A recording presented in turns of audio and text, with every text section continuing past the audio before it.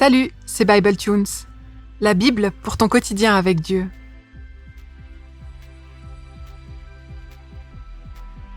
Le texte pour aujourd'hui se trouve dans l'épître de Jacques, Jacques 4, les versets 11 et 12.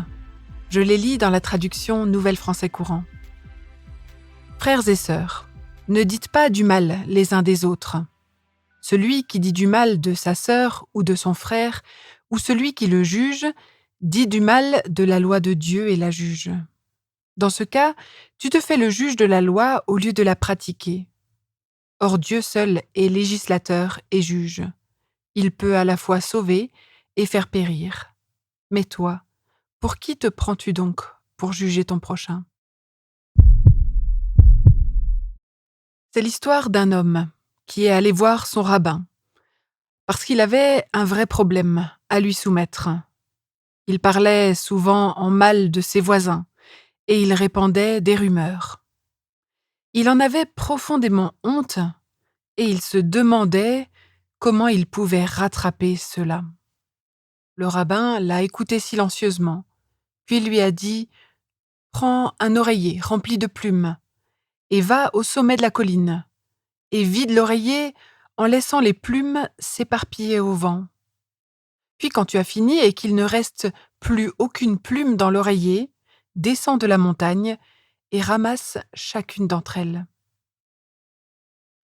L'homme décide de faire ce que le rabbin lui a ordonné. Il prend son oreiller à plumes, monte tout en haut de la montagne, taille un grand coup de dent et il le secoue. Les plumes s'envolent dans un grand nuage et ça devient complètement impossible de les ramasser. Voilà ce qui se passe avec les paroles médisantes qui sortent de ma bouche. Impossible de les reprendre, de contrôler leur trajectoire. Elles se répandent et elles font beaucoup de tort. Les plumes ne peuvent plus être récupérées. Je me pose la question, combien de plumes irrécupérables s'envolent chaque jour au-dessus de ton église ? Est-ce que tu fais partie de celles et ceux qui secouent ardemment l'oreiller ou de celles et ceux qui ferment les ouvertures et cherchent à traiter les problèmes autrement en recherchant la paix ?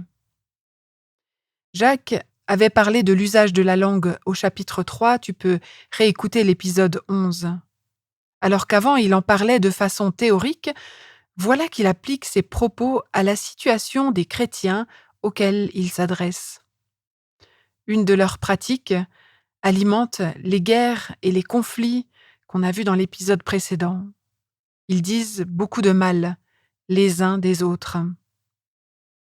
La médisance, le fait de dire du mal les uns des autres, c'est l'un des poisons mortels qui alimentent les conflits et les guerres.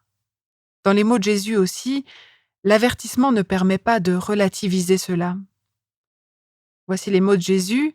Celui qui traite son frère ou sa sœur d'imbécile mérite d'être jugé par le Conseil suprême. Celui qui lui dit « idiot » mérite d'être jeté dans le feu de l'enfer. Pour Jésus, la question de la médisance, elle est intimement liée à la question du meurtre. Dire du mal de quelqu'un équivaut à le mettre à mort. On pourrait se demander, mais où est le problème ? Finalement, ce ne sont que des mots, et en plus, c'est la stricte vérité. Oui, parce que si en plus ce qu'on dit n'est pas vrai, il s'agit de calomnie. Mais la médisance, elle présente 4 problèmes. Le premier problème, c'est que 3 personnes sont blessées par la médisance. Le Talmud, un recueil qui aide les Juifs à comprendre et à appliquer la loi juive, souligne que la médisance fait tort à 3 personnes. D'abord à celle qui parle, puis à celle dont on parle, et enfin à celle qui écoute. Le deuxième problème, c'est que nous sommes de mauvais juges. Le plus souvent, on n'a pas tous les éléments de l'histoire pour juger une situation et un comportement avec justice. En plus, on juge souvent trop tôt, parce que même Dieu attend la fin de notre vie pour juger d'une situation, et en la jugeant trop tôt, nous mettons les autres prématurément à mort. Enfin, en soulignant la paille dans l'œil de l'autre, on risque de passer à côté de notre propre poutre. Le but de la loi, dit Jacques, c'est de la pratiquer. C'est de la pratiquer soi-même. Une belle manière de renvoyer la balle à domicile. Le troisième problème, c'est que quand on dit du mal, on manque d'humilité dans la relation à l'autre. Quand on critique quelqu'un, on se place dans une situation de supériorité par rapport à l'autre. Comme on le dit dans le langage courant, on parle sur quelqu'un. Et le grec dit la même chose, katalaleo, on parle sur quelqu'un.